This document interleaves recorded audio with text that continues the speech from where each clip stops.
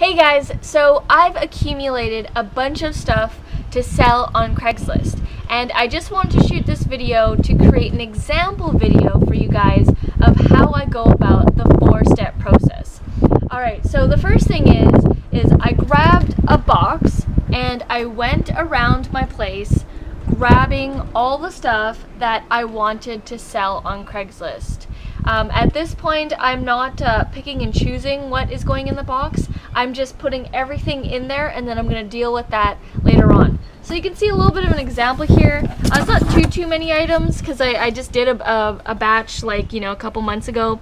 So there's just some things here that have accumulated and that I'd like to sell on Craigslist, and that is basically the first step, is the roundup. Alright, so once you've got your items, you want to go through and do the cleanup. Now, you just want to make sure during the cleanup that the item is presentable for the third step. So I'll show you an example here. So you see this item, it's packaged and everything, it's brand new, but it's got like a stain here. There's a stain streak of whatever, I have no idea, maybe that's chocolate milk or something, or coffee that's spilled. But you don't want to take a picture with that on it, obviously, right? Like, who's going to want to buy that if it's all dirty? So I would take some alcohol wipes or water or something, and I would just quickly wipe that off before I went on to the third step. And you want to do that for your items. You want to make sure that you're cleaning them up and making them presentable, because, like, would you go and buy, dirty items from people? You want them to be clean and presentable. So that is the second step, the cleanup.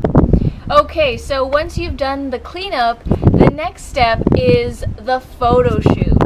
So basically how we take photos is through this photo light box, and it's just this like white box here, and you put lights on either side, and then you would Velcro attach your background here, a white background preferably.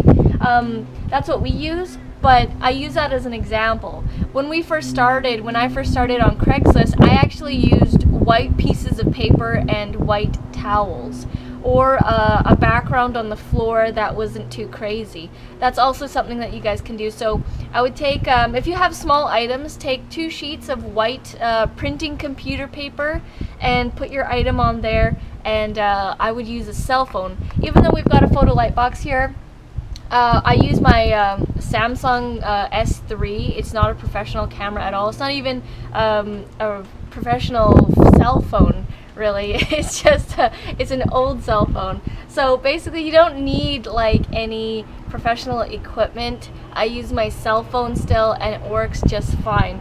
So the third step here is the photo shoot. You want to take nice photos, presentable photos, so that people, when they actually get onto your Craigslist ad, they're going to want to buy it and message you and go on to the next step from there. So that is the third step, is the photo shoot. Okay, so the fourth step is the inventory. So you want to take an inventory list of what you're going to be putting on Craigslist, because you could have, like when I first started, I had a whole ton of items, and when you're thinking in your mind, oh yeah, did I list that? Did I relist that? Do I need to list that? It gets kind of crazy. So what I do is I make an inventory list of everything, and you just grab a piece of paper, Sharpie, whatever, and you just number everything down, and as they sell, you can highlight them or write the word like sold beside it. So this is a completely brand new list. In the other videos, you've seen another list where it was like highlighted and I wrote sold all over it. It's just a way to keep track of all of your items, and you really need to when you're having like more than 10 items and one thing is you've sold it and then you're relisting something. It just gets really confusing, and it's a way to organize yourself. Alright, so that is the end of the 4-step process. Again, that's the roundup, the cleanup, the photo shoot, and the inventory list. Alright guys, thank you so much for watching. I really appreciate it, and as always, I'll see you in the next video.